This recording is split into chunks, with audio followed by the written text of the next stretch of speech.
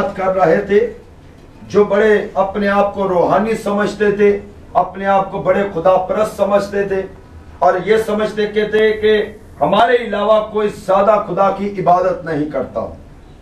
मत्ती की अंजील उसका 22 बाब और उसकी 29 आयत में लिखा है, यीशु ने जवाब में उनसे कहा कि तुम गुमराह हो, इसलिए कि ना किताबे मुकद्दस को जानते हो और ना खुदा की कुदरत को। तुम क्या हो? तुम गुमराह हो। जहां पर यह लफ्ज आता है ना कि तुम गुमराह हो, इंसानों को हिला देने वाला यह लफ्ज है कि तुम क्या हो? गुमराह हो। क्यों गुमराह हो? ना किताबे मुकद्दस को जानते हो और ना खुदा की कुदरत को। तुम गुमराह हो। क्योंकि सदूकी कहते थे, यीशु मसीह के पास आए, ये गैर अक़वाम के लोग थे, शरीयत को मानने वाले थे, सदूकी थे, और यीशु मसीह के पास आके कहते हैं कि एक बीवी ने 5 शोहर किए, एक शोहर किया, वो बे औलाद मर गया, उसके बाद उसकी बीवी ने उसके दूसरे भाई से शादी की ताकि उसके लिए औलाद पैदा करे, लेकिन उससे भी औलाद पैदा ना हुई, वो भी मर गया। फिर उसने तीसरे से ब्याह किया, उसके बाद तीसरे भाई से ब्याह किया ताकि औलाद पैदा हो, फिर भी औलाद पैदा ना हुई, वो भी मर गया। चौथे से की, 5वें से की, और उसके बाद लिखा कि 5 मर गए। और सदूकी कहते हैं कि उसके बाद वो औरत भी मर गई।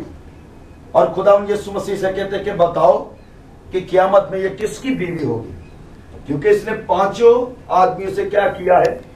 ब्याह किया है। और यीशु मसीह से सदूकी कहते हैं कि ये क़यामत में किसकी बीवी होगी? 7वें तक कि ये किसकी बीवी होगी। और यीशु मसीह ने क्या कहा कि तुम क्या हो? गुमराह हो। ना किताबे मुकद्दस को जानते हो, ना खुदा की कुदरत को जानते हो। क्यों? क्योंकि क़यामत में ब्याह शादी ना होगी, बल्कि सब लोग फरिश्तों की मानिंद होंगे। क़यामत में ब्याह शादी ना होगी, क़यामत में मियां बीवी का रिश्ता ना होगा, बल्कि सब फरिश्तों की क्या होंगे? मानिंद होंगे।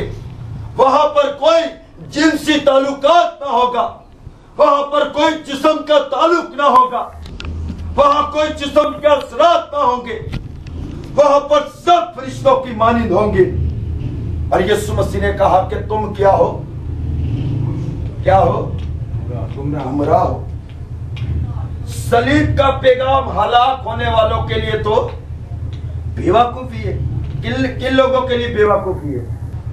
जो किताबे मुकद्दस को नहीं जानते, जो अंजील मुकद्दस को नहीं जानते, जो अंजील मुकद्दस को नजरअंदाज करते हैं, जो अंजील मुकद्दस की खुशखबरी की बशारत को तर्क करते हैं, जो अंजील मुकद्दस की बशारत को सुनना नहीं चाहते, वो क्या है? गुमराह है। क्योंकि ना किताब मुकद्दस को जानते हैं और ना खुदा की कुदरत को। अगर वो खुदा की कुदरत को जानते, अगर वो किताब मुकद्दस को जानते, तो ऐसा सवाल कभी ना करते कि क़यामत में ये किसकी बीवी होगी। लेकिन यीशु मसीह ने क्या कहा कि क़यामत में ब्याह शादी ना होगी, सब खुदा के फरिश्तों की मानिंद होंगे। हर शख्स खुदा के फरिश्तों की मानिंद होगा। और फरिश्ते पाकीज़गी का म्यार रखते हैं। फरिश्तों की मानिंद इसलिए होंगे कि फरिश्ते पाकीज़गी का म्यार रखते हैं।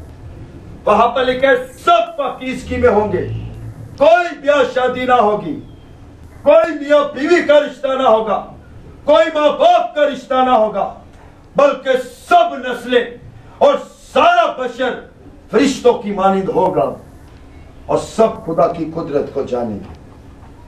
खरूज की किताब देखें मेरे साथ। खरूज की किताब कि खुदा ने किस तरह अपनी कुदरत को जाहिर किया और किस तरह बार बार अपने लोगों पर अपनी कुदरत को जाहिर करता हुआ खुदा नजर आया। खरूज की किताब उसका 14वां बाब और उसकी 31 आयत में लिखा है, और ऐ इस्राएलियों ऐ इस्राएलियों, वो बड़ी कुदरत जो खुदावन ने मिस्रियों पर जाहिर की, देखो वो लोग खुदावन से डरते और खुदावन पर और उसके बंदा मूसा पर ईमान लाए। खुदा ने मिस्रियों पर बड़ी कुदरत को जाहिर किया, वो कुदरत जिसकी कुदरत के बारे में मैं आपको बता रहा हूं कि खुदा के कलाम में क्या पाई जाती है, कुदरत पाई जाती है। उस जिंदा खुदा के अंदर कुदरत पाई जाती है।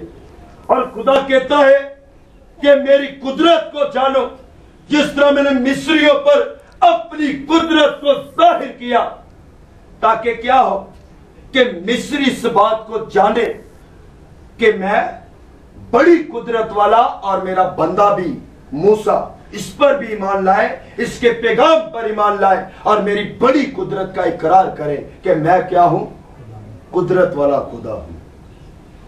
लेकिन एक दिन मैंने आपको बताया बनी इस्राएल मिस्र की गुलामी में थी, लेकिन बनी इस्राएल क्यों इस तरह इतना जोरावर थी, इतनी हुकूमत करने वाली थी और इतना अपने आप में घमंड और अपने